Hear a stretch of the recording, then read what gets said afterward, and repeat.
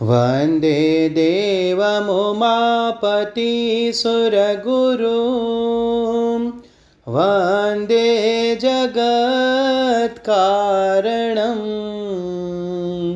वन्दे पन्नगभूषणं मृगधरं वन्दे पशूनां पतिं वन्दे सूर्यशशाङ्कवनिनयनं वन्दे मुकुन्दप्रियं वन्दे भक्तजनाश्रयं च वरदं वन्दे शिवं शङ्करम्। श्री पुराण पुरुषोत्तमाय नमः। श्री गणेशाय नमः। श्री शिव महापुराण रुद्र संहिता प्रथम सृष्टिखंड। भगवान विष्णुની નાભીમાંથી કમલનો પ્રાદુર્ભાવ, શિવેચ્છાવશ બ્રહ્માજીનું તેમાંથી પ્રગટ થવું, કમલ નાલના ઉદ્ગમની શોધ કરવામાં અસમર્થ બ્રહ્માજીનું તપ કરવું, શ્રી હરિ એમને દર્શન દે છે, વિવાદગ્રસ્ત બ્રહ્મા વિષ્ણુની વચમાં અગ્નિસ્તંભનું પ્રગટ થવું અને એના આરા ઓવારાનો પત્તો ન ખાવો, બંનેના એમને પ્રણામ કરવા। બ્રહ્માજી કહે છે, હે દેવર્ષે, જ્યારે નારાયણ દેવ જળમાં શયન કરતા હતા એ સમયે એમની નાભીમાંથી શંકરની ઈચ્છાવશ એકાએક એક ઉત્તમ કમળ પ્રગટ થયું, જે બહુ જ મોટું હતું। એમાં અસંખ્ય નાલ દંડ હતા। એની કાંતિ કરેણના ફૂલ જેવી પીળા રંગની હતી તથા એની લંબાઈ અને ઊંચાઈ પણ અનંત યોજનની હતી। એ કમળ કરોડો સૂર્યની સમાન પ્રકાશિત થઈ રહ્યું હતું। સુંદર હોવાની સાથે સાથે જ સંપૂર્ણ તત્વોથી યુક્ત તથા અત્યંત અદ્ભુત, પરમ રમણીય, દર્શનીય તથા સર્વોત્તમ હતું।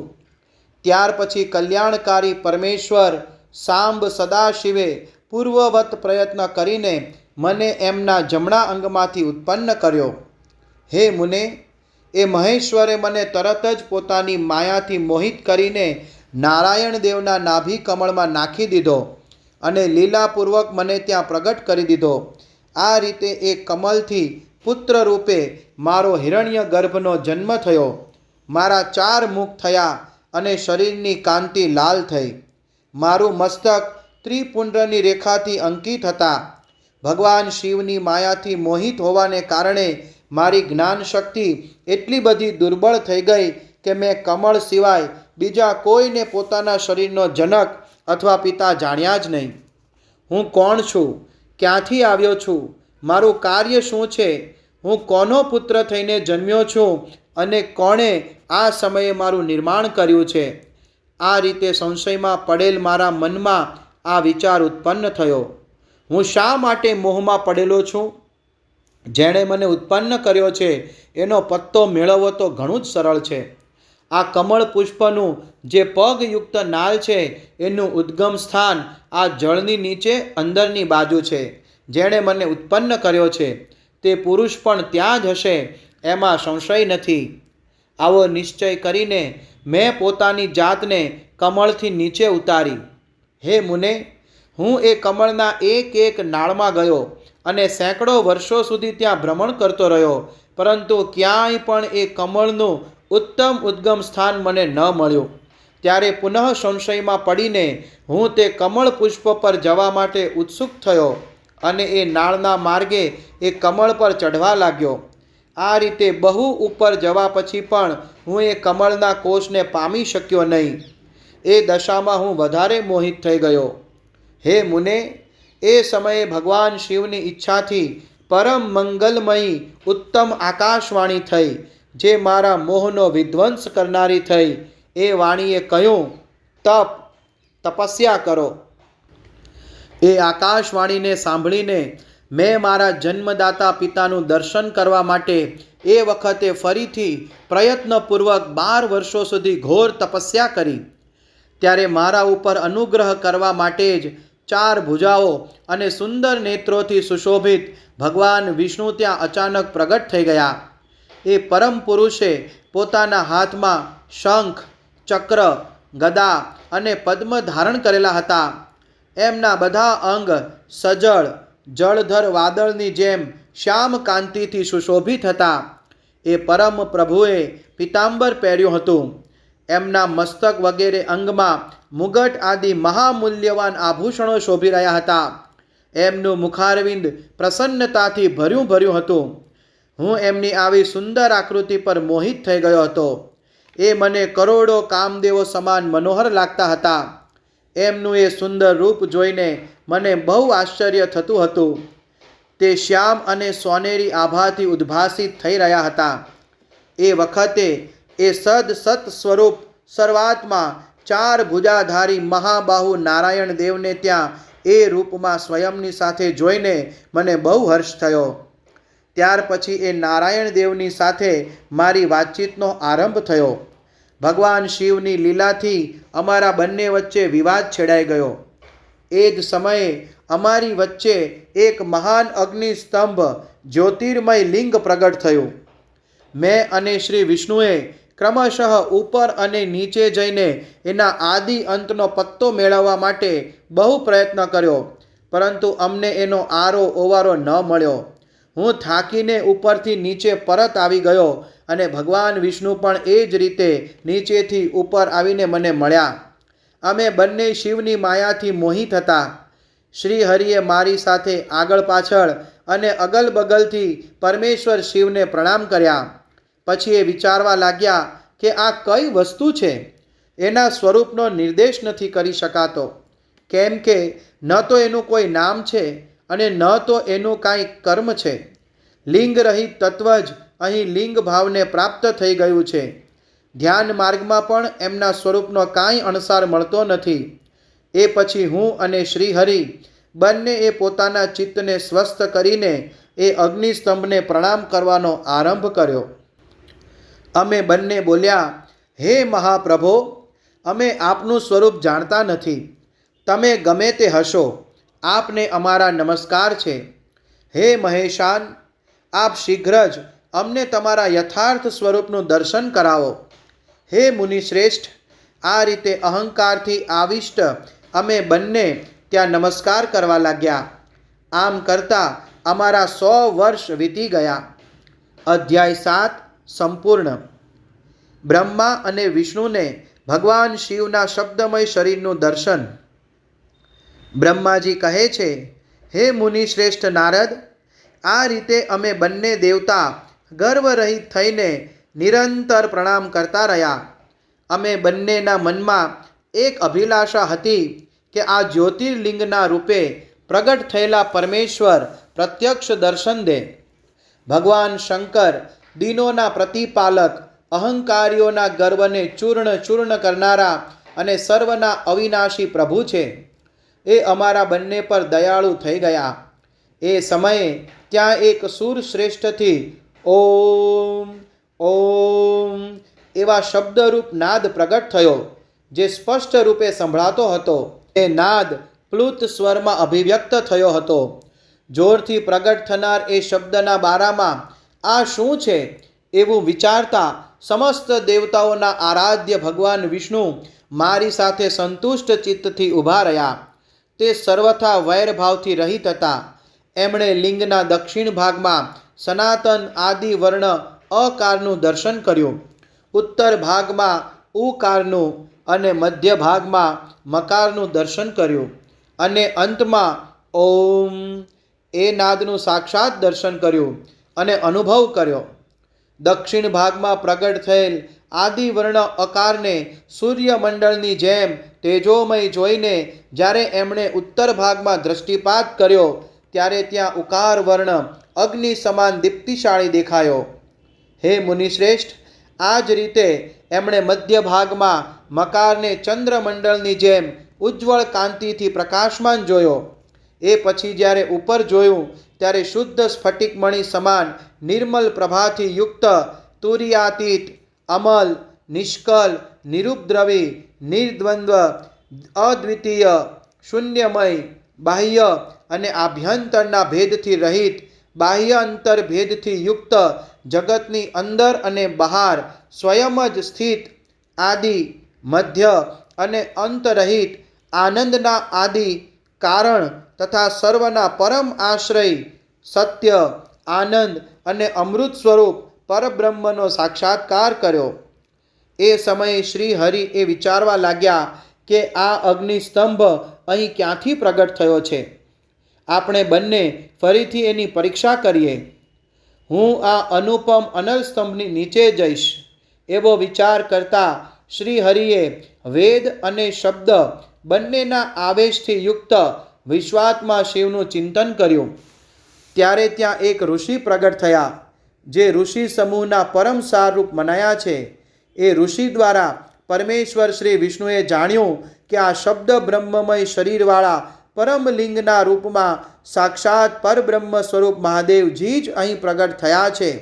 એ ચિંતારહિત અથવા અચિંત્ય રુદ્ર છે. જ્યાં જઈને મન સહિત વાણી એને પ્રાપ્ત કર્યા વગર પરત આવી જાય છે. એ પરબ્રહ્મ પરમાત્મા શિવનો વાચક એકાક્ષર પ્રણવ જ છે. એ એના વાચ્યાર્થ રૂપ છે. તે પરમ કારણ, ઋત, સત્ય, આનંદ અને અમૃત સ્વરૂપ પરાત્પર પરબ્રહ્મ એકાક્ષરનું વાચ્ય છે.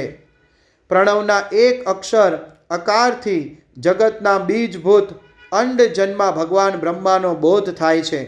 એના બીજા અક્ષર એકાક્ષર ઉકારથી પરમ કારણરૂપ શ્રી હરિનો બોધ થાય છે. અને ત્રીજા એકાક્ષરથી મકારથી ભગવાન નીલ લોહિત શિવનું જ્ઞાન થાય છે.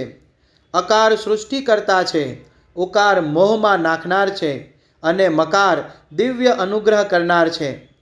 મકાર બોધ્ય સર્વવ્યાપી શિવ બીજ માત્રના સ્વામી છે અને અકાર સંજ્ઞક મને બ્રહ્માને બીજ કહે છે.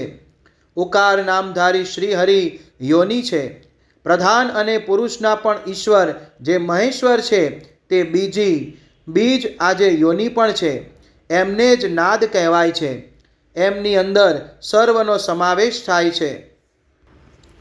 બીજી પોતાની ઈચ્છાથી જ પોતાના બીજને અનેક રૂપોમાં વિભક્ત કરીને સ્થિત છે. આ બીજી ભગવાન મહેશ્વરના લિંગથી અકારરૂપ બીજ પ્રગટ થયું છે, જે ઉકારરૂપ યોનિમાં સ્થાપિત થઈને બધી બાજુએ વધવા માંડ્યું. તે સુવર્ણમય અંડના રૂપે જ બતાવવાને યોગ્ય હતું. એનું બીજું કોઈ વિશેષ લક્ષણ લક્ષિત થતું ન હતું. એ દિવ્ય અંડ અનેક વર્ષો સુધી જળમાં જ સ્થિત રહ્યું. ત્યાર પછી 1000 વર્ષ બાદ એ અંડના 2 કટકા થઈ ગયા. જળમાં રહેલું તે અંડ અજન્મા બ્રહ્માજીની ઉત્પત્તિનું સ્થાન હતું અને સાક્ષાત મહેશ્વરના આઘાતથી જ ફૂટીને 2 ભાગમાં વહેંચાઈ ગયું હતું. એ અવસ્થામાં એનું ઉપર સ્થિત થયેલ સુવર્ણમય કપાળ બહુ શોભા પ્રાપ્ત કરવા લાગ્યું. તે જ દ્યુલોક રૂપે પ્રગટ થયું અને જે એનું બીજું કપાળ હતું, નીચેવાળું કપાળ, એ જ 5 લક્ષણોથી યુક્ત પૃથ્વી છે. એ અંડથી ચતુર્મુખ બ્રહ્મા ઉત્પન્ન થયા, જેની સંજ્ઞા ક છે. તે સમસ્ત લોકોના સૃષ્ટા છે. આ જ રીતે તે ભગવાન મહેશ્વર જ અ, ઉ અને મ એ ત્રિવિધ રૂપે વર્ણિત છે. આ અભિપ્રાયથી એ જ્યોતિર્લિંગ સ્વરૂપ સદાશિવને ઓમ ઓમ એવું કહેવાયું. આ વાત યજુર્વેદના શ્રેષ્ઠ મંત્ર કહે છે. યજુર્વેદના શ્રેષ્ઠ મંત્રોનું આ કથન સાંભળીને ઋચાનો અને સામ મંત્રોએ પણ અમને આદરપૂર્વક કહ્યું, હે હરે, હે બ્રહ્મન, આ વાત આવી જ છે. આ રીતે દેવેશ્વર શિવને જાણીને શ્રી હરિએ શક્તિ સંભૂત મંત્રો દ્વારા ઉત્તમ અને મહાન અભ્યુદયથી શોભિત થનાર એ મહેશ્વર દેવનું સ્તવન કર્યું. એ દરમિયાન મારી સાથે વિશ્વપાલક ભગવાન વિષ્ણુએ એક બીજું પણ અદ્ભુત અને સુંદર રૂપ જોયું. હે મુને, એ રૂપ 5 મુખ અને 10 ભુજાઓથી અલંકૃત હતું. એની કાંતિ કપૂરની જેમ ગૌર હતી. એ વિવિધ પ્રકારની છટાઓથી છબીમાન અને અનેક પ્રકારના આભૂષણોથી વિભૂષિત હતું. એ પરમ ઉદાર, મહાપરાક્રમી અને મહાપુરુષના લક્ષણોથી સંપન્ન અત્યંત ઉત્કૃષ્ટ રૂપનું દર્શન કરીને હું અને શ્રીહરિ બંને કૃતાર્થ થઈ ગયા. ત્યાર પછી પરમેશ્વર ભગવાન મહેશ પ્રસન્ન થઈ ગયા. પોતાના દિવ્ય શબ્દમય રૂપને પ્રગટ કરીને હસતા હસતા ઊભા થઈ ગયા. અકાર એમનું મસ્તક અને આકાર લલાટ છે. એમનો ડાબો કાન કહેવાય છે. રુકાર એ પરમેશ્વરનું જમણું કપોલ છે અને રુકાર એમનું ડાબું કપોળ છે. લૃ અને લૃ એ એમની નાસિકાના 2 છિદ્રો છે. એકાર એ સર્વવ્યાપી પ્રભુનો ઉપલો હોઠ છે અને ઐકાર એમનો અધર નીચલો હોઠ છે. ઓકાર અને ઔકાર એ બંને ક્રમશઃ એમની ઉપરની તથા નીચેની દંત પંક્તિઓ છે. અમ અને અહ એ દેવાધિદેવ શૂલધારી શિવના બંને તાલુ છે. ક વગેરે 5 અક્ષર એમના જમણા 5 હાથ છે અને ચ આદિ 5 અક્ષર એમના ડાબા 5 હાથ છે. ટ આદિ અને ન આદિ 5 અક્ષર એમના પગ છે. પકાર પેટ છે. ફકાર જમણી બાજુ કહેવાય છે અને બકારનો ડાબી બાજુ કહેવાય છે. ભકાર એમનો ખભો છે. મકાર એ યોગી મહાદેવ શંભુનું હૃદય છે. યથી લઈને સ સુધીના 7 અક્ષર સર્વવ્યાપી શિવના શબ્દમય શરીરની 7 ધાતુઓ છે. હકાર એમની નાભી છે. ક્ષકારને મેઢ્ર મૂત્રેન્દ્રિય કહેવામાં આવે છે. આ રીતે નિર્ગુણ અને ગુણ સ્વરૂપ પરમાત્માના શબ્દમય રૂપને ભગવતી ઉમાની સાથે જોઈને હું અને શ્રીહરિ બંને કૃતાર્થ થઈ ગયા. આ રીતે શબ્દ બ્રહ્મમય શરીરધારી મહેશ્વર શિવનું દર્શન પામીને મારી સાથે શ્રીહરિએ એમને પ્રણામ કર્યા અને ફરીથી ઉપરની બાજુ જોયું. એ વખતે એમની 5 કળાઓથી યુક્ત ઓમકાર જનિત મંત્રનો સાક્ષાત્કાર થયો. તત્પશ્ચાત મહાદેવજીના ઓમ તત્વમસી એ મહાવાક્ય દ્રષ્ટિગોચર થયું, જે પરમ ઉત્તમ મંત્ર રૂપ છે, જ્યાં શુદ્ધ સ્ફટિકવત નિર્મળ છે. પછી સંપૂર્ણ ધર્મ અને ઉત્તમ મંત્ર રૂપ છે તથા શુદ્ધ સ્ફટિકવત નિર્મળ છે. પછી સંપૂર્ણ ધર્મ અને અર્થના સાધક તથા બુદ્ધિરૂપ ગાયત્રી નામક બીજો મહાન મંત્ર લક્ષિત થયો, જેમાં 24 અક્ષર છે તથા જે 4 પુરુષાર્થ રૂપી ફળને પ્રદાન કરનાર છે. તે પછી મૃત્યુંજય મંત્ર, પછી પંચાક્ષર મંત્ર તથા દક્ષિણામૂર્તિ સંજ્ઞક ચિંતામણી મંત્રનો સાક્ષાત્કાર થયો. આ રીતે 5 મંત્રોની ઉપલબ્ધિ કરાવીને ભગવાન શ્રીહરિ એમનો જપ કરવા લાગ્યા. ત્યાર પછી રુક, યજુઃ અને સામ એ જેમના રૂપ છે, જે ઈશોના મુગુટમણી ઈશાન છે, જે પુરાતન પુરુષ છે, જેનું હૃદય અઘોર અર્થાત સૌમ્ય છે, જે હૃદયને પ્રિય લાગનાર સર્વગુહ્ય સદાશિવ છે, જેમના ચરણ વામ પરમ સુંદર છે, જે મહાન દેવતા છે અને મહાન સર્પરાજને આભૂષણ રૂપે ધારણ કરે છે, જેમની બધી બાજુએ પગ અને બધી બાજુએ નેમ છે, જે મુજ બ્રહ્મના પણ અધિપતિ, કલ્યાણકારી તથા સૃષ્ટિ પાલન અને સંહાર કરનારા છે, એવા વરદાયક સાંબ શિવનું મારી સાથે ભગવાન વિષ્ણુએ પ્રિય વચનો દ્વારા સંતુષ્ટ ચિત્તથી સ્તવન કર્યું. અધ્યાય 8 સંપૂર્ણ. ઉમા સહિત ભગવાન શિવનું પ્રાગટ્ય, એમના દ્વારા સ્વયંના સ્વરૂપનું વિવેચન તથા બ્રહ્મા આદિ 3 દેવતાઓની એકતાનું પ્રતિપાદન.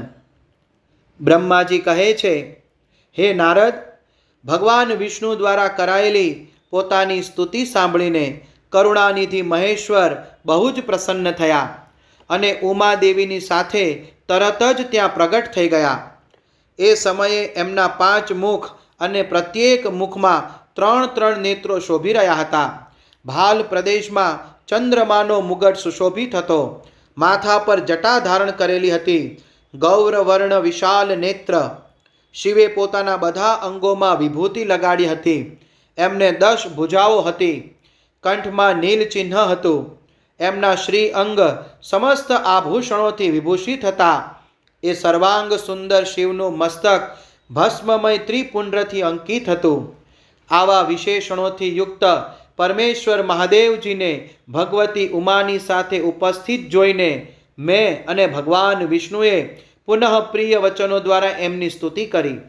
ત્યારે પાપહારી કરુણાકર ભગવાન મહેશ્વરે પ્રસન્ન ચિત્ત થઈને તે શ્રી વિષ્ણુદેવને શ્વાસ રૂપે વેદનો ઉપદેશ કર્યો.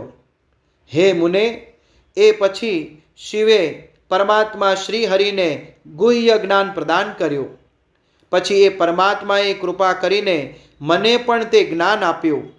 વેદનું જ્ઞાન પ્રાપ્ત કરીને કૃતાર્થ થયેલા ભગવાન વિષ્ણુએ મારી સાથે હાથ જોડીને મહેશ્વરને નમસ્કાર કરીને પુનઃ એમની પાસે પૂજનની વિધિ બતાવવા અને સદુપદેશ આપવા માટે પ્રાર્થના કરી. બ્રહ્માજી કહે છે, હે મુને, શ્રી હરિની આ વાત સાંભળીને અત્યંત પ્રસન્ન થયેલા કૃપાનિધાન ભગવાન શિવે પ્રીતિપૂર્વક આ વાત કહી. શ્રી શિવ બોલ્યા, હે સુર શ્રેષ્ઠ ગણ, હું તમારા બંનેની ભક્તિથી ખરેખર બહુ પ્રસન્ન છું. તમે લોકો મારા તરફ, મહાદેવ તરફ જુઓ.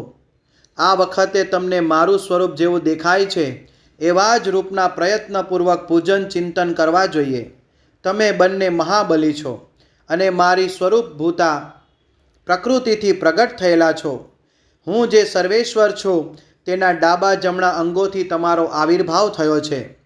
આ લોક પિતામહ બ્રહ્મા મારી જમણી બાજુએથી ઉત્પન્ન થયા છે અને તમે વિષ્ણુ મુજ પરમાત્માની ડાબી બાજુએથી પ્રગટ થયા છો.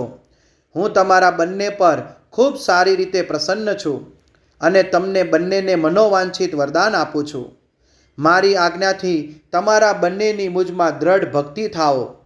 હે બ્રહ્મન, તમે મારી આજ્ઞાનું પાલન કરતાં કરતાં જગતની સૃષ્ટિ કરો. અને હે વત્સ વિષ્ણુ, તમે આ ચરાચર જગતનું પાલન કરતા રહો. અમને બંનેને આવું કહીને ભગવાન શંકરે અમને પૂજાની ઉત્તમ વિધિ પ્રદાન કરી, જે અનુસાર પૂજિત થવાથી તે પૂજકને અનેક પ્રકારના ફળ આપે છે. શંભુની ઉપરયુક્ત વાત સાંભળીને મારા સહિત શ્રી હરિએ મહેશ્વરને હાથ જોડીને પ્રણામ કરીને આ પ્રમાણે કહ્યું. ભગવાન વિષ્ણુ બોલ્યા, હે પ્રભો, જો અમારા પ્રત્યે આપના હૃદયમાં પ્રીતિ ઉત્પન્ન થઈ હોય અને જો આપ અમને વરદાન આપવાનું આવશ્યક સમજતા હો તો અમે એ જ વરદાન માગીએ છીએ કે આપમાં અમારા બંનેની સદા અનન્ય અને અવિચલ ભક્તિ સદા રહ્યા કરો. બ્રહ્માજી કહે છે, હે મુને, શ્રી હરિની આ વાત સાંભળીને ભગવાન હરે પુનઃ મસ્તક ઝુકાવીને પ્રણામ કરીને હાથ જોડીને ઊભા રહેલા એ નારાયણ દેવને સ્વયં કહ્યું. શ્રી મહેશ્વર બોલ્યા, હું સૃષ્ટિ, પાલન અને સંહારનો કર્તા છું. સગુણ અને નિર્ગુણ છું. સચ્ચિદાનંદ સ્વરૂપ નિર્વિકાર પરબ્રહ્મ પરમાત્મા છું. હે વિષ્ણુ, સૃષ્ટિ, રક્ષા અને પ્રલયરૂપ ગુણો અથવા કાર્યોના ભેદથી હું જ બ્રહ્મા, વિષ્ણુ અને રુદ્ર નામ ધારણ કરીને 3 સ્વરૂપોમાં વિભક્ત થયો છું. હે હરે, વાસ્તવમાં હું સદા નિષ્કલ છું. હે વિષ્ણુ, તમે મને બ્રહ્માએ મારા અવતાર નિમિત્તે જે સ્તુતિ કરી છે તમારી એ પ્રાર્થનાને હું અવશ્ય સત્ય કરીશ, કેમ કે હું ભક્ત વત્સલ છું. હે બ્રહ્મન, મારું આવું જ પરમ ઉત્કૃષ્ટ રૂપ તમારા શરીરથી આ લોકમાં પ્રગટ થશે, જેનું નામ રુદ્ર કહેવાશે. મારા અંશથી પ્રગટ થયેલ રુદ્રમાં મારાથી ઓછું સામર્થ્ય નહીં હોય. જે હું છું તે જ આ રુદ્ર છે. પૂજાના વિધિ વિધાનની દૃષ્ટિએ પણ મારામાં અને એમાં કોઈ ફેર નહીં હોય. જેવી રીતે જ્યોતિનું જળ આદિની સાથે સંપર્ક થવાથી પણ એમાં સ્પર્શ દોષ લાગતો નથી, એવી જ રીતે મુજ નિર્ગુણ પરમાત્માને પણ કોઈના સંયોગથી બંધન પ્રાપ્ત થતું નથી. આ મારું શિવ સ્વરૂપ છે. જ્યારે રુદ્ર પ્રગટ થશે ત્યારે તે પણ શિવ તુલ્ય જ થશે. હે મહામુને, એ રુદ્રમાં અને શિવમાં પરાયાપણાનો ભેદ ન કરવો જોઈએ. વાસ્તવમાં એક જ રૂપ સર્વ જગતમાં વ્યવહાર નિર્વાહ માટે 2 રૂપોમાં વિભક્ત થઈ ગયું છે. તેથી શિવ અને રુદ્રમાં ક્યારેય ભેદ બુદ્ધિ કરવી જોઈએ નહીં. વાસ્તવમાં આખું દ્રશ્ય જ મારા વિચારથી શિવરૂપ છે. હું, તમે, બ્રહ્મા અને આ રુદ્ર પ્રગટ થશે તે બધાને બધા સર્વ એક રૂપ છે, એમાં ભેદ નથી. ભેદ માનવાથી જરૂર બંધન જ થશે. તથાપિ મારું શિવ રૂપ જ સનાતન છે. આ જ સદા સર્વ રૂપોનું મૂળભૂત કહેવામાં આવે છે. એ સત્ય, જ્ઞાન અને અનંત બ્રહ્મ છે. આવું જાણીને સદા મનથી મારા યથાર્થ સ્વરૂપનું દર્શન કરવું જોઈએ. હે બ્રહ્મ, સાંભળો, હું તમને એક ગોપનીય વાત બતાવી રહ્યો છું. હું સ્વયં બ્રહ્માજીની ભ્રુકુટીથી પ્રગટ થઈશ. ગુણોમાં પણ મારું પ્રાગટ્ય કહેવામાં આવ્યું છે. જેમ કે લોકોએ કહ્યું છે, હર તામસ પ્રકૃતિના છે. વાસ્તવમાં એ રૂપમાં અહંકારનું વર્ણન થયું છે. એ અહંકાર કેવળ તામસ જ નથી, વૈકારિક, સાત્વિક પણ સમજવું જોઈએ. કેમ કે સાત્વિક દેવગણ વૈકારિક અહંકારની જ સૃષ્ટિ છે. એ તામસ અને સાત્વિક આદિ ભેદ કેવળ નામ માત્રનો ભેદ છે, વસ્તુતઃ નથી. વાસ્તવમાં હરને તામસ ન કહી શકાય. હે બ્રહ્મન, આ કારણે તમારે આવું કરવું જોઈએ. તમે તો આ સૃષ્ટિના નિર્માતા બનો અને શ્રી હરિ એનું પાલન કરે, તથા મારા અંશથી પ્રગટ થનાર રુદ્ર જે છે તે એનો પ્રલય કરનાર થશે. આ જે ઉમા નામથી વિખ્યાત પરમેશ્વરી પ્રકૃતિ દેવી છે, એમની જ શક્તિભૂતા વાઘદેવી બ્રહ્માજીનું સેવન કરશે. પછી આ પ્રકૃતિ દેવીથી જે બીજી શક્તિ પ્રગટ થશે તે લક્ષ્મી રૂપે ભગવાન વિષ્ણુનો આશ્રય લેશે. તદંતર પુનઃ કાલી નામથી જે ત્રીજી શક્તિ પ્રગટ થશે તે નક્કી જ મારા અંશભૂત રુદ્રદેવની પ્રાપ્ત થશે. તે કાર્યની સિદ્ધિ માટે ત્યાં જ્યોતિ રૂપે પ્રગટ થશે. આ રીતે મેં દેવીની શુભ સ્વરૂપા પરાશક્તિઓનો પરિચય આપ્યો છે. એમનું કોઈ ક્રમશઃ સૃષ્ટિ, પાલન અને સંહારનું સંપાદન જ છે. હે સુરશ્રેષ્ઠ, આ સર્વ મારી પ્રિયા પ્રકૃતિ દેવીની અંશભૂતા છે. હે હરે, તમે લક્ષ્મીનો સહારો લઈને કાર્ય કરો. હે બ્રહ્મન, તમે પ્રકૃતિની અંશભૂતા વાઘદેવીને મેળવીને મારી આજ્ઞા અનુસાર મનથી સૃષ્ટિ કાર્યનું સંચાલન કરો અને હું મારી પ્રિયાની અંશભૂતા પરાત્પર કાલીનો આશ્રય લઈ રુદ્ર રૂપે પ્રલય સંબંધી ઉત્તમ કાર્ય કરીશ. તમે બધા લોકો અવશ્ય જ સંપૂર્ણ આશ્રમો તથા એનાથી ભિન્ન અન્યોન્ય વિવિધ કાર્યો દ્વારા ચારે વર્ણોથી ભરેલા લોકની સૃષ્ટિ અને રક્ષા વગેરે કરીને સુખ પ્રાપ્ત કરશો. હે હરે, તમે જ્ઞાન વિજ્ઞાનથી સંપન્ન તથા સંપૂર્ણ લોકોના હિતૈષી થાઓ. તેથી મારી આજ્ઞા મેળવીને જગતમાં સર્વ લોકોને માટે મુક્તિદાતા બનો. મારા દર્શનથી જે ફળ પ્રાપ્ત થાય છે એ જ ફળ પ્રાપ્તિ તમારા દર્શન થવાથી પણ લોકોને થશે. મારી આ વાત સત્ય છે, સત્ય છે, એમાં સંશયને માટે સ્થાન નથી. મારા હૃદયમાં વિષ્ણુ છે અને વિષ્ણુના હૃદયમાં હું છું. જે આ બંનેમાં અંતર નથી જાણતા એ જ મને વિશેષ પ્રિય છે. શ્રી હરિ મારા ડાબા અંગથી પ્રગટ થયા છે. બ્રહ્માજીનું પ્રાગટ્ય મારા જમણા અંગથી થયું છે અને મહાપ્રલયકારી વિશ્વાત્મા રુદ્ર મારા હૃદયથી પ્રાદુર્ભૂત થશે. હે વિષ્ણુ, હું જ સૃષ્ટિ, પાલન અને સંહાર કરનાર રજ આદિ ત્રિવિધ ગુણો દ્વારા બ્રહ્મા, વિષ્ણુ અને રુદ્ર નામથી પ્રસિદ્ધ થઈને ત્રણ રૂપોમાં પૃથક પૃથક પ્રગટ થાઉં છું. સાક્ષાત શિવ ગુણોથી ભિન્ન છે. એ પ્રકૃતિ અને પુરુષથી પર છે. અદ્વિતીય, નિત્ય, અનંત, પૂર્ણ અને નિરંજન પરમાત્મા છે. ત્રણેય લોકોનું પાલન કરનાર શ્રીહરિ અંદર તમોગુણ અને બહાર સત્વગુણ ધારણ કરે છે. ત્રિલોકીનો સંહાર કરનાર રુદ્રદેવ અંદર સત્વગુણ અને બહાર તમોગુણ ધારણ કરે છે.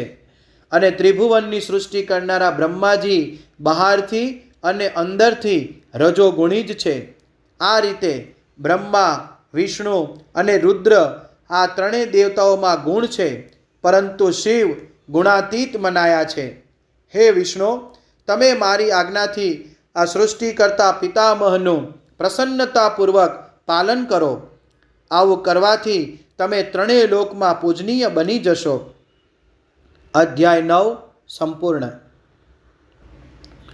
શ્રી હરિને સૃષ્ટિની રક્ષાનો ભાર અને ભોગ મોક્ષનો દાનનો અધિકાર આપીને ભગવાન શિવનું અંતર્ધાન થવું. પરમેશ્વર શિવ બોલ્યા, ઉત્તમ વ્રતનું પાલન કરનાર હે હરે, હે વિષ્ણુ, હવે તમે મારી બીજી આજ્ઞા સાંભળો. એનું પાલન કરવાથી તમે સદા સમસ્ત લોકોમાં માનનીય અને પૂજનીય બની રહેશો. બ્રહ્માજી દ્વારા રચાયેલા લોકમાં જ્યારે કોઈ દુઃખ અથવા સંકટ ઉત્પન્ન થાય ત્યારે તમે એ સંપૂર્ણ દુઃખોને નાશ કરવા સદા તત્પર રહેજો. તમારા સંપૂર્ણ દુઃસહકાર્યોમાં હું તમારી સહાયતા કરીશ. તમારા જે દુર્જય અને ઉત્કટ શત્રુ હશે એ સર્વને હું મારી હટાવીશ. હે હરે, તમે વિવિધ પ્રકારના અવતાર ધારણ કરીને સ્વયંની ઉત્તમ કીર્તિનો વિસ્તાર કરો અને સર્વના ઉદ્ધાર માટે તત્પર રહો. તમે રુદ્રના ધ્યેય છો અને રુદ્ર તમારું ધ્યેય છે. તમારામાં અને રુદ્રમાં કશુંય અભર નથી. જે મનુષ્ય રુદ્રનો ભક્ત થઈને તમારી નિંદા કરશે એનું સમગ્ર પુણ્ય તત્કાળ ભસ્મ થઈ જશે. હે પુરુષોત્તમ વિષ્ણુ, તમારી સાથે દ્વેષ કરવાને કારણે મારી આજ્ઞાથી એને નરકમાં જવું પડશે. આ વાત સત્ય છે, સત્ય છે, એમાં સંશય નથી.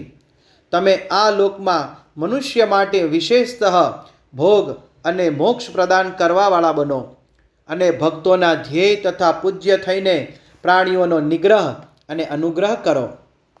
આવું કહીને ભગવાન શિવે મારો હાથ પકડી લીધો અને શ્રી વિષ્ણુને સોંપીને એમને કહ્યું, તમે સંકટ સમયે સદા એમની સહાય કરતા રહેજો. સૌના અધ્યક્ષ થઈને સર્વને ભોગ અને મોક્ષ પ્રદાન કરજો. સર્વદા સમસ્ત કામનાઓના સાધક અને સર્વશ્રેષ્ઠ બની રહેજો. જે તમારી શરણમાં આવ્યો તે નક્કી મારે જ શરણે આવ્યો છે. જે મારામાં અને તમારામાં અંતર સમજે છે તે અવશ્ય નરકે જાય છે. બ્રહ્માજી કહે છે, હે દેવર્ષે, ભગવાન શિવનું આ વચન સાંભળીને મારી સાથે ભગવાન વિષ્ણુએ સર્વને વશમાં કરનાર વિશ્વનાથને પ્રણામ કરીને મંદ સ્વરમાં કહ્યું. શ્રી વિષ્ણુ બોલ્યા, હે કરુણા સિંધો, જગન્નાથ શંકર, મારી આ વાત સાંભળો. હું આપની આજ્ઞાને અધીન રહીને આ સર્વ કરીશ. હે સ્વામીન, જે મારો ભક્ત થઈને આપની નિંદા કરે એને તમે જરૂર જ નરકવાસ પ્રદાન કરજો. હે નાથ, જે તમારો ભક્ત છે એ મને અત્યંત પ્રિય છે. જે આવું જાણે છે એને માટે મોક્ષ દુર્લભ નથી. શ્રી હરિનું આ કથન સાંભળીને દુઃખનું હરણ કરનારા હરે એમની વાતનું અનુમોદન કર્યું અને વિવિધ પ્રકારના ધર્મોનો ઉપદેશ દઈને અમારા બંનેની હિતની ઈચ્છાથી અમને અનેક પ્રકારના વરદાન આપ્યા. એ પછી ભક્ત વત્સલ ભગવાન શંભુ કૃપાપૂર્વક અમારી સામું જોઈને જોત જોતામાં અચાનક અંતર્ધાન થઈ ગયા. ત્યારથી આ લોકમાં લિંગ પૂજાનું વિધાન ચાલુ થયું છે. લિંગમાં પ્રતિષ્ઠિત ભગવાન શિવ ભોગ અને મોક્ષ આપનારા છે. શિવલિંગની જે વેદી કે અર્ધા છે તે મહાદેવીનું સ્વરૂપ છે અને લિંગ સાક્ષાત મહેશ્વરનું સ્વરૂપ છે. લયના અધિષ્ઠાન હોવાને કારણે ભગવાન શિવને લિંગ કહેવામાં આવે છે, કેમ કે એમનામાં જ નિખિલ જગતનો લય થાય છે. હે મહામુને, જે શિવલિંગની સમીપે કોઈ કાર્ય કરે છે એના પુણ્ય ફળનું વર્ણન કરવાની મારામાં શક્તિ નથી. અધ્યાય 10 સંપૂર્ણ. શિવ પૂજાની વિધિ તથા એનું ફળ. ઋષિ બોલ્યા, હે વ્યાસ શિષ્ય મહાભાગ સૂતજી, આપને નમસ્કાર છે. આજે આપે ભગવાન શિવની બહુ અદ્ભુત અને પરમ પાવન કથા સંભળાવી છે. હે દયાનિધે, બ્રહ્મા અને નારદજીના સંવાદ અનુસાર તમે અમને શિવ પૂજનની એ વિધિ બતાવો, જેથી ભગવાન શિવ સંતુષ્ટ થાય છે. બ્રાહ્મણ, ક્ષત્રિય, વૈશ્ય અને શૂદ્ર એ સૌ શિવની પૂજા કરે છે. એ પૂજન કેવી રીતે કરવું જોઈએ? તમે વ્યાસજીના મુખે આ વિષયને જે રીતે સાંભળ્યો છે એવું બતાવવું કે મહર્ષિઓના આ કલ્યાણપ્રદ અને શ્રુતિ સંમત વચનો સાંભળીને સૂતજીએ એ મુનિઓના પ્રશ્ન અનુસાર સર્વ વાતો પ્રસન્નતાપૂર્વક બતાવી. સૂતજી બોલ્યા, હે મુનીશ્વરો, તમે બહુ સરસ વાત પૂછી છે, પરંતુ આ રહસ્યની વાત છે. મેં આ વિષયને જેવો સાંભળ્યો છે અને જેવી મારી બુદ્ધિ છે એ અનુસાર આજે કશું કહી રહ્યો છું. જેવી રીતે આપ સૌ પૂછી રહ્યા છો એવી જ રીતે પૂર્વકાળમાં વ્યાસજીએ સનત કુમારોને પૂછ્યું હતું. પુનઃ એને ઉપમન્યુજીએ પણ સાંભળ્યું હતું. વ્યાસજીએ શિવ પૂજન વગેરે જે કાંઈ વિષય સાંભળ્યો હતો એને સાંભળીને એમણે લોકહિતની ભાવનાથી મને ભણાવ્યો હતો. આ વિષયને ભગવાન શ્રી કૃષ્ણે મહાત્મા ઉપમન્યુ પાસેથી સાંભળ્યો હતો. પૂર્વકાળમાં બ્રહ્માજીએ નારદજીને આ વિષયમાં કશું કહ્યું હતું એ જ હું આ સમયે કહીશ. બ્રહ્માજીએ કહ્યું, હે નારદ, હું સંક્ષેપમાં લિંગ પૂજનની વિધિ બતાવી રહ્યો છું. સાંભળો. જેવું પહેલાં કહેવાયું છે એવું ભગવાન શંકરનું સુખમય અને સનાતન રૂપ છે. એનું ઉત્તમ ભક્તિભાવથી પૂજન કરવું જોઈએ. એથી સમસ્ત મનોવાંછિત ફળોની પ્રાપ્તિ થશે.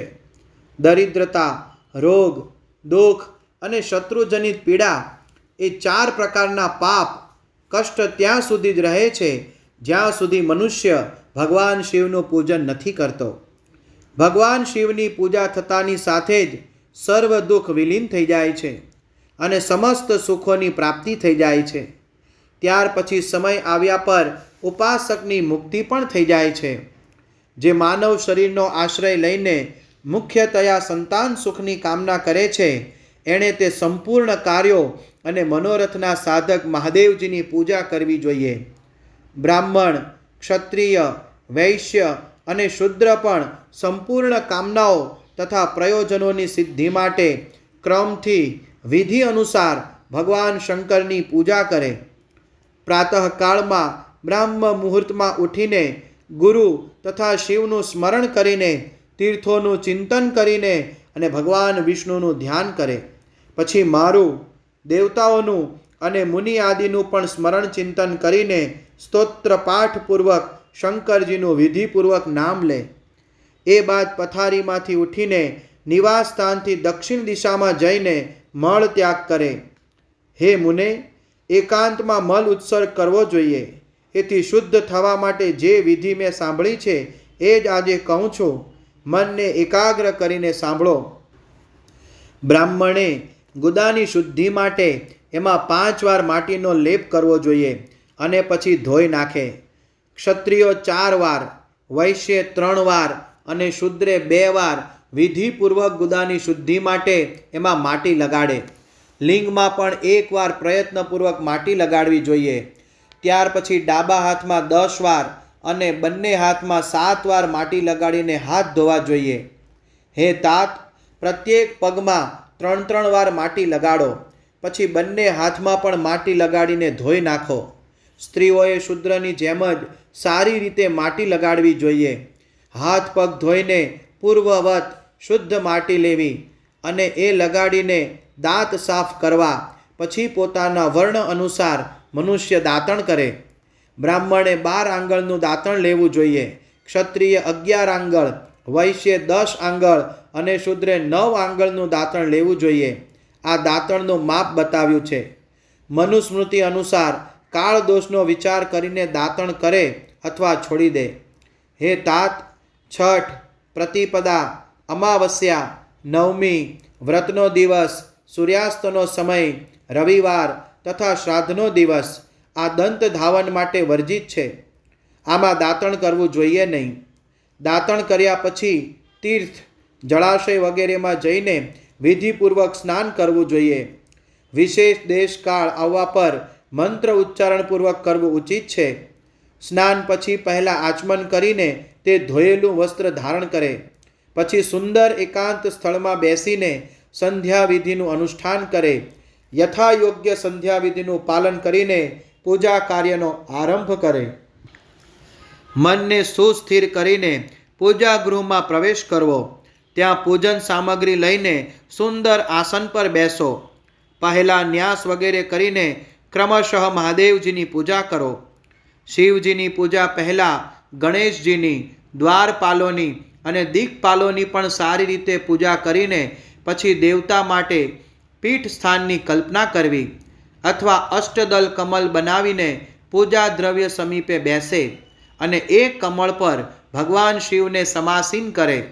ત્યાર પછી 3 આચમન કરીને ફરીથી બંને હાથ ધોઈને 3 પ્રાણાયામ કરીને મધ્યમ પ્રાણાયામ અર્થાત કુંભક કરતી વખતે ત્રિનેત્રધારી ભગવાન શિવનું ધ્યાન આ રીતે કરે. એમને 5 મુખ છે, 10 ભુજાઓ છે, શુદ્ધ સ્ફટિકની જેવી કાંતિ છે, સર્વ પ્રકારના આભૂષણ એમના શ્રી અંગોને વિભૂષિત કરે છે, તથા તેમણે વ્યાઘ્ર ચર્મની ચાદર ઓઢી છે. આ રીતે ધ્યાન કરીને એવી ભાવના કરે કે મને પણ એમના જેવું જ રૂપ પ્રાપ્ત થાવ. આવી ભાવના કરીને મનુષ્ય સદાને માટે પાપને ભસ્મ કરી દે છે. આ રીતે ભાવના દ્વારા શિવનું જ શરીર ધારણ કરીને એ પરમેશ્વરની પૂજા કરે. શરીર શુદ્ધિ કરીને મૂળ મંત્રનો ક્રમશઃ ન્યાસ કરે અથવા સર્વત્ર પ્રણવથી જ ષડંગ ન્યાસ કરે. ઓમ અદ્યૈત્યાદિ રૂપથી સંકલ્પ વાક્યનો પ્રયોગ કરીને પછી પૂજાનો આરંભ કરે. પાદ્ય, અર્ઘ્ય અને આચમન માટે પાત્રોને તૈયાર રાખે. બુદ્ધિમાન પુરુષ વિધિપૂર્વક ભિન્ન ભિન્ન પ્રકારના 9 કળશ સ્થાપિત કરે. એમને કુશથી ઢાંકીને રાખે અને કુશાઓથી જ જળ લઈને એ સર્વનું પ્રોક્ષણ કરે. ત્યાર પછી તે સર્વ પાત્રોમાં શીતળ જળ નાખે. પછી બુદ્ધિમાન પુરુષે જોઈ સંભાળીને પ્રણવ મંત્ર દ્વારા એમાં નિમ્ન અંકિત દ્રવ્ય નાખે. ખસ અને ચંદનને પાદ્ય પાત્રમાં રાખે. ચમેલીના ફૂલ, શીતલચીની, કપૂર, વડનું મૂળ તથા તમાલ આ સર્વને યથોચિત રૂપે વાટી દળીને ચૂર્ણ બનાવી લેવું. આચમનીયનું જે પાત્ર છે તેમાં ભેળવી દેવું. એલાયચી અને ચંદનને તો બધા પાત્રોમાં નાખી દેવા જોઈએ. દેવાધિદેવ મહાદેવજીના બાજુના ભાગમાં નંદીશ્વરનું પૂજન કરો. ગંધ, ધૂપ અને વિવિધ જાત ભાતના દીવાઓ દ્વારા શિવની પૂજા કરો. પછી લિંગ શુદ્ધિ કરીને મનુષ્ય પ્રસન્નતાપૂર્વક મંત્ર સમૂહોના આદિમાં પ્રણવ તથા અંતમાં નમઃ પદ જોડીને પોતાના દ્વારા ઈષ્ટદેવ માટે યથોચિત આસનની કલ્પના કરવી. પછી પ્રણવથી પદ્માસનની કલ્પના કરીને એ ભાવના કરે કે આ કમળનું પૂર્વદળ સાક્ષાત અણિમા નામક ઐશ્વર્યરૂપ તથા અવિનાશી છે. દક્ષિણ દળ લધિમા છે. પશ્ચિમ દળ મહિમા છે. ઉત્તર દળ પ્રાપ્તિ છે. અગ્નિકોણનું દળ પ્રાકામ્ય છે. નૈઋત્ય કોણનું દળ ઈશિત્વ છે. વાયવ્ય કોણનું દળ વશિત્વ છે. ઈશાન કોણનું દળ સર્વજ્ઞત્વ છે. અને એ કમળની કર્ણિકાને સોમ કહેવાય છે. સોમની નીચે સૂર્ય છે. સૂર્યની નીચે અગ્નિ છે. અને અગ્નિની પણ નીચે ધર્મ આદિના સ્થાન છે.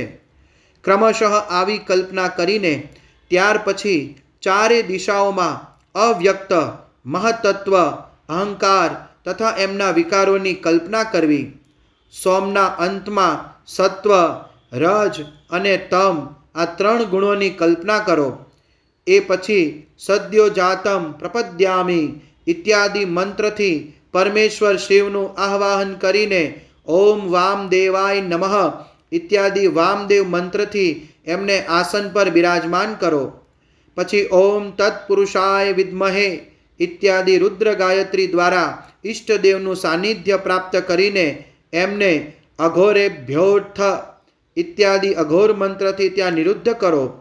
ત્યારબાદ ઈશાનઃ સર્વ વિદ્યાનામ વગેરે મંત્રથી આરાધ્ય દેવનું પૂજન કરો. પાદ્ય અને આચમનીય અર્પિત કરીને અર્ઘ્ય આપવો. તે પછી ગંધ અને ચંદન મિશ્રિત જળથી વિધિપૂર્વક રુદ્રદેવને સ્નાન કરાવો. પછી પંચગવ્ય નિર્માણની વિધિથી 5 દ્રવ્યોને એક પાત્રમાં લઈને પ્રણવથી જ અભિમંત્રિત કરીને એ મિશ્રિત ગવ્ય પદાર્થો દ્વારા ભગવાનને સ્નાન કરાવો. ત્યાર પછી અલગ અલગ દૂધ, દહીં, મધ, શેરડીનો રસ અને ઘીથી નવડાવવા અને સમસ્ત ઈચ્છિત વસ્તુઓના દાતા અને હિતકારી પૂજનીય મહાદેવજી પર પ્રણવના ઉચ્ચારણપૂર્વક પવિત્ર દ્રવ્યો દ્વારા અભિષેક કરો. પવિત્ર જળપાત્રમાં મંત્ર ઉચ્ચારણપૂર્વક જળ રેડો. રેડતા પહેલાં સાધકે શ્વેત વસ્ત્રથી એ જળને યથોચિત રીતે ગાળી લેવું. એ જળને ત્યાં સુધી દૂર ન કરવું જ્યાં સુધી ઈષ્ટદેવને ચંદન ન ચડાવી લેવાય. ત્યારે સુંદર અક્ષતો દ્વારા પ્રસન્નતાપૂર્વક શંકરજીની પૂજા કરો. એમની ઉપર કુશ, અપામાર્ગ, કપૂર, ચમેલી, ચંપા, ગુલાબ, સફેદ કરેણ, બેલા, કમળ અને ઉત્પલ વગેરે જાત જાતના અપૂર્વ પુષ્પ અને ચંદન વગેરે ચઢાવીને પૂજા કરો. પરમેશ્વર શિવની ઉપર જળધારા પડતી રહે એવી પણ વ્યવસ્થા કરવી. જળથી ભરેલા વિવિધ પાત્રો દ્વારા મહેશ્વરને સ્નાન કરાવો. મંત્ર ઉચ્ચારપૂર્વક પૂજા કરવી જોઈએ. એ સમસ્ત ફળને આપનારી છે. હે તાત, હવે હું સમસ્ત મનોવાંછિત કામનાઓની સિદ્ધિ માટે એ પૂજા સંબંધી મંત્રોને પણ સંક્ષેપમાં બતાવી રહ્યો છું. તે સાવધાનીપૂર્વક સાંભળો. પાવમાન મંત્રથી વામ્મે વગેરે મંત્રથી રુદ્ર મંત્ર તથા નીલ રુદ્ર મંત્રથી સુંદર અને શુભ પુરુષ સૂક્તથી શ્રી સૂક્તથી સુંદર અથર્વ શીર્ષના મંત્રથી આનો ભદ્રા વગેરે શાંતિ મંત્રથી શાંતિ સંબંધી બીજા મંત્રોથી ભારુંડ મંત્ર અને અરુણ મંત્રોથી અર્થાભિષ્ટ સામ અને દેવવ્રત સામથી અભિત્વા વગેરે રથાંતર સામથી પુરુષ સૂક્તથી મૃત્યુંજય મંત્રથી તથા પંચાક્ષર મંત્રથી પૂજા કરો. 1000 અથવા 100 જળધારાઓ પડ્યા કરે તેવી વ્યવસ્થા કરો. આ બધું વેદ માર્ગથી અથવા નામ મંત્રોથી કરવું જોઈએ. તદંતર ભગવાન શંકરની ઉપર ચંદન અને ફૂલ વગેરે ચઢાવો.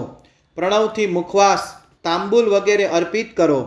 એ પછી જે સ્ફટિક મણીની જેમ નિર્મલ, નિષ્કલ, અવિનાશી, સર્વલોક કારણ, સર્વલોકમય પરમદેવ છે, જે બ્રહ્મા, રુદ્ર, ઇન્દ્ર અને વિષ્ણુ વગેરે દેવતાઓની દૃષ્ટિમાં પણ આવતા નથી. વેદ વેદતા વિદ્વાનોએ જેને વેદાંતમાં મન વાણીથી અગોચર કયા છે, જે આદિ, મધ્ય અને અંતથી રહિત છે અને સમસ્ત રોગીજનો માટે ઔષધરૂપ છે, જેમની શિવ તત્વના નામથી ખ્યાતિ છે અને જે શિવલિંગ રૂપે પ્રતિષ્ઠિત છે, એવા ભગવાન શિવના શિવલિંગના મસ્તક ઉપર પ્રણવ મંત્રથી જ પૂજન કરવું. ધૂપ, દીપ, નૈવેદ્ય, સુંદર તાંબુલ અને સુરમ્ય આરતી દ્વારા યથોક્ત વિધિથી પૂજા કરીને સ્તોત્ર તથા અન્ય વિવિધ પ્રકારના મંત્રો દ્વારા એમને નમસ્કાર કરો. પછી અર્ઘ્ય આપીને ભગવાનના ચરણોમાં ફૂલ પધરાવે અને સાષ્ટાંગ પ્રણામ કરીને દેવેશ્વર શિવની આરાધના કરે. પછી હાથમાં ફૂલ લઈને ઊભા થઈ જવું અને બંને હાથ જોડીને નિમાંકિત મંત્રથી સર્વેશ્વર શંકરની પુનઃ પ્રાર્થના કરવી. અજ્ઞાન આદ્યદીવા જ્ઞાનાજ્જપ પૂજાદિકમ મયા કૃતમ તદસ્તુ સફલમ કૃપયા તવ શંકર. હે કલ્યાણકારી શિવ, મેં અજાણતા અથવા જાણી જોઈને જે જપ, પૂજા વગેરે સત્કર્મ કર્યા હોય તે આપની કૃપાથી સફળ થાઓ. આ રીતે મંત્ર શ્લોક ભણીને ભગવાન શિવ ઉપર પ્રસન્નતાપૂર્વક ફૂલ ચડાવવા. સ્વસ્તિ વાચન કરીને વિવિધ પ્રકારની આશી પ્રાર્થના કરવી. પછી શિવ ઉપર માર્જન કરવું જોઈએ. માર્જન પછી નમસ્કાર કરીને ક્ષમા પ્રાર્થના કરતાં કરતાં પુનરાગમનને માટે વિસર્જન કરવું જોઈએ. એ પછી અદ્યાથી આરંભ થનાર મંત્રનું ઉચ્ચારણ કરીને નમસ્કાર કરો. પછી સંપૂર્ણ ભાવથી વિભોર થઈને આ પ્રકારે પ્રાર્થના કરવી. ભાવથી વિભોર થઈને આ પ્રકારે પ્રાર્થના કરવી. શિવે ભક્તિ, શિવે ભક્તિ, શિવે ભક્તિર ભવે ભવે, અન્યથા શરણમ નાસ્તિ ત્વમેવ શરણમ મમ. પ્રત્યેક જન્મમાં શિવમાં જ મારી ભક્તિ હો, શિવમાં જ મારી ભક્તિ હો. શિવ સિવાય બીજો કોઈ શરણ આપનાર નથી. હે મહાદેવ, તમે જ મારે માટે શરણદાતા છો. આ રીતે પ્રાર્થના કરીને સંપૂર્ણ સિદ્ધિઓના દાતા દેવેશ્વર શિવનું પરાભક્તિ દ્વારા પૂજન કરો. વિશેષતઃ કંઠના અવાજથી ભગવાનને સંતુષ્ટ કરો. પછી સપરિવાર નમસ્કાર કરીને અનુપમ પ્રસન્નતાનો અનુભવ કરતાં કરતાં સમસ્ત લૌકિક કાર્ય સુખપૂર્વક કરતા રહો. જે આ રીતે શિવ ભક્તિ પરાયણ થઈને દરરોજ પૂજન કરે છે એને અવશ્ય જ પગલે ને પગલે સર્વ પ્રકારની સિદ્ધિ પ્રાપ્ત થાય છે. તે ઉત્તમ વક્તા થાય છે તથા એને મનોવાંછિત ફળની નિશ્ચય જ પ્રાપ્તિ થાય છે. રોગ, દુઃખ, બીજાઓને નિમિત્ત થતો ઉદ્વેગ, કુટિલતા અને વિષ વગેરે રૂપે જે કષ્ટ ઉપસ્થિત થાય છે એને કલ્યાણકારી પરમ શિવ અવશ્ય નષ્ટ કરી દે છે. એ ઉપાસકનું કલ્યાણ થાય છે. ભગવાન શંકરની પૂજાથી એનામાં અવશ્ય સદ્ગુણોની વૃદ્ધિ થાય છે. બરાબર એવી જ રીતે જેવી રીતે શુક્લ પક્ષમાં ચંદ્રમા વધે છે તેમ હે મુનિ શ્રેષ્ઠ નારદ, આ રીતે મેં શિવ પૂજાનું વિધાન બતાવ્યું છે. હવે તમે શું સાંભળવા ચાહો છો? કયો પ્રશ્ન કરવાના છો? અધ્યાય 11 સંપૂર્ણ. ભગવાન શિવની શ્રેષ્ઠતા અને એમના પૂજનની અનિવાર્ય આવશ્યકતાનું પ્રતિપાદન. નારદજી બોલ્યા, હે બ્રહ્મન, હે પ્રજાપતે, તમે ધન્ય છો, કેમ કે આપની બુદ્ધિ ભગવાન શિવમાં લાગી રહેલી છે. હે વિધે, તમે પુનઃ આ જ વિષયનું સમ્યક રીતે વિસ્તારપૂર્વક વર્ણન કરો.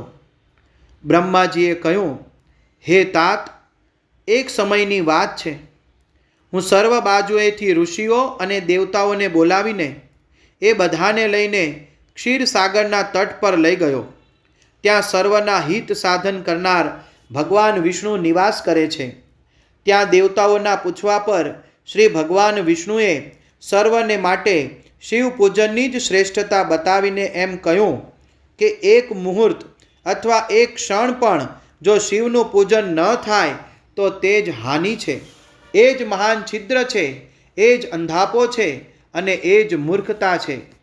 જે શિવની ભક્તિમાં તત્પર છે, જે મનથી એમને જ પ્રણામ કરે છે અને એમનું જ ચિંતન કરે છે, તે ક્યારેય દુઃખી થતા નથી.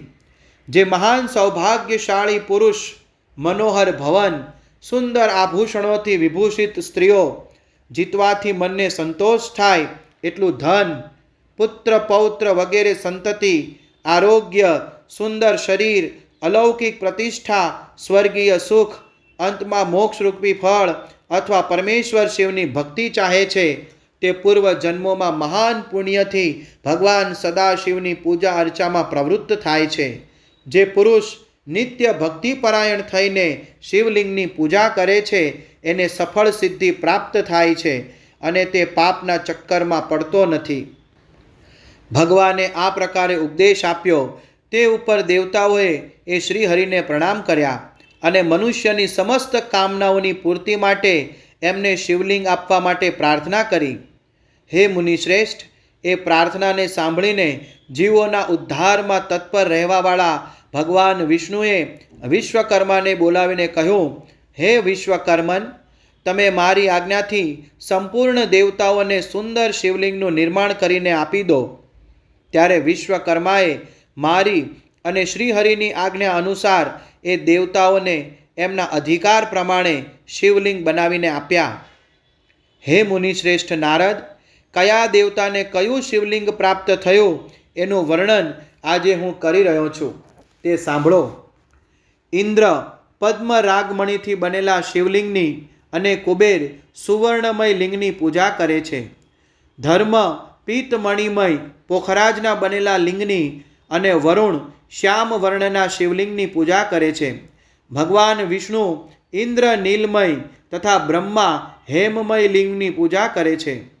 હે મુને, વિશ્વે દેવગણ ચાંદીના શિવલિંગની અને વસુગણ પિત્તળના બનેલા લિંગની તથા બંને અશ્વિની કુમાર પાર્થિવ લિંગની પૂજા કરે છે. લક્ષ્મી દેવી સ્ફટિકમય લિંગની, આદિત્યગણ તામ્રમય લિંગની, રાજા સોમ મોતીના બનેલા લિંગની તથા અગ્નિદેવ વજ્ર હીરોના લિંગની ઉપાસના કરે છે. શ્રેષ્ઠ બ્રાહ્મણ અને એમની પત્ની માટીના બનેલા શિવલિંગના, મયાસુર ચંદન નિર્મિત લિંગના અને નાગગણ મુગા લાલ પદાર્થના બનેલા શિવલિંગના પૂજન અર્ચન કરે છે. દેવી માખણથી બનેલા લિંગની, યોગીજન ભસ્મમય લિંગની, પક્ષગણ દહીંથી બનેલા લિંગની, છાયાદેવી લોટથી બનેલા લિંગની અને બ્રહ્મપત્ની રત્નમય શિવલિંગની નિશ્ચિત રૂપે પૂજા કરે છે. બાણાસુર પારદ, પારો અથવા પાર્થિવ લિંગની પૂજા કરે છે. બીજા લોકો પણ આવું જ કરે છે. આવા શિવલિંગ બનાવીને વિશ્વકર્માએ વિભિન્ન લોકોને આપ્યા અને એ બધા દેવતા અને ઋષિઓ એ લિંગોની પૂજા કરે છે. ભગવાન વિષ્ણુએ આ રીતે દેવતાઓને એમના હિતની કામનાથી શિવલિંગ આપીને એમને તથા સ્વયં હું બ્રહ્માએ પિનાક પાણી મહાદેવના પૂજનની વિધિ પણ બતાવી. પૂજન વિધિ સંબંધી એમના વચનોને સાંભળીને દેવ શિરોમણીઓ સહિત હું બ્રહ્માના હૃદયમાં હર્ષની ભાવના લઈને પોતાના ધામમાં આવી ગયો. હે મુને, ત્યાં આવીને મેં સમસ્ત દેવતાઓ અને ઋષિઓને શિવ પૂજાની ઉત્તમ વિધિ બતાવી, જે સંપૂર્ણ ઈચ્છિત વસ્તુઓનું પ્રદાન કરનારી છે. એ વખતે મને બ્રહ્માએ કહ્યું, હે સમસ્ત દેવતાઓ સહિત ઋષિઓ, તમે પ્રેમ પરાયણ થઈને સાંભળો. હું પ્રસન્નતાપૂર્વક તમને શિવ પૂજનની એ વિધિનું વર્ણન કરું છું, જે ભોગ અને મોક્ષપ્રદાયક છે. હે દેવતાઓ અને મુનીશ્વરો, સમસ્ત જંતુઓમાં મનુષ્ય જન્મ પ્રાપ્ત કરવો પ્રાયઃ દુર્લભ છે. એમાં પણ ઉત્તમ કુળમાં જન્મ તો વધારે દુર્લભ છે. ઉત્તમ કુળમાં પણ આચારવાન બ્રાહ્મણોને ત્યાં ઉત્પન્ન થવું તો ઉત્તમ પુણ્યથી જ સંભવે છે. જો આવો જન્મ સુલભ થઈ જાય તો ભગવાન શિવના સંતોષ માટે એ ઉત્તમ કર્મનું અનુષ્ઠાન કરે, જે પોતાના વર્ણ અને આશ્રમને માટે શાસ્ત્રો દ્વારા પ્રતિપાદિત છે. જે જાતિ માટે જે કર્મ બતાવાયું છે એનું ઉલ્લંઘન ન કરો. જેટલી સંપત્તિ હોય એ અનુસાર જ દાન કરો. કર્મમય સહસ્ત્ર યજ્ઞોથી તપોયજ્ઞ વધારે છે. સહસ્ત્ર તપ યજ્ઞથી જપ યજ્ઞનું મહત્વ વધારે છે. ધ્યાન યજ્ઞથી વધારે કોઈ વસ્તુ નથી. ધ્યાન જ્ઞાનનું સાધન છે, કેમ કે યોગી ધ્યાન દ્વારા પોતાના ઈષ્ટદેવ સમરસ શિવનો સાક્ષાત્કાર કરે છે. ધ્યાન યજ્ઞમાં તત્પર રહેવાવાળા ઉપાસકને માટે ભગવાન શિવ સદાય સન્નિહિત છે. જે વિજ્ઞાન સંપન્ન છે એ પુરુષોની શુદ્ધિ માટે કોઈ પણ પ્રકારના પ્રાયશ્ચિત વગેરેની જરૂર નથી.